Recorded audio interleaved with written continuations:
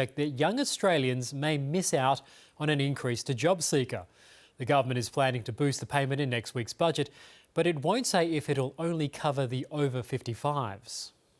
Like many young Australians, Abby Manning knows what it's like to live in a share house and how tough it is to get by on youth allowance, like she did for much of the last 2 years. I was starving myself. I was restricting the amount of food I was eating, not because I wanted to, or because it was literally because I didn't know what was left on the shelf.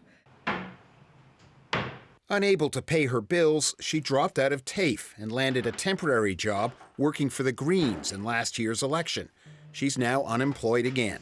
She says if the government goes ahead with a Centrelink boost for over 55s only, it will be a betrayal. It's really difficult, and it makes me feel like the government, is kind of leaving us behind and doesn't care about our struggles.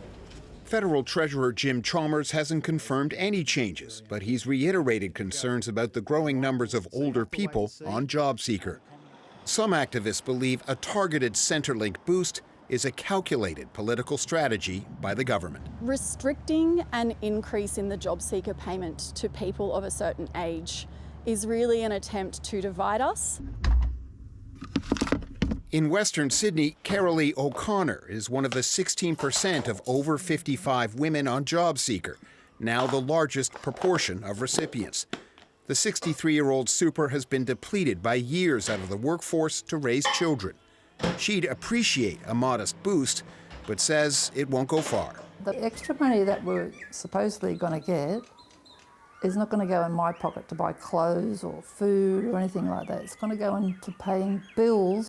She believes those under 55 have bills just like she does, and any increase to JobSeeker should be shared by all. Norman Hermont, ABC News.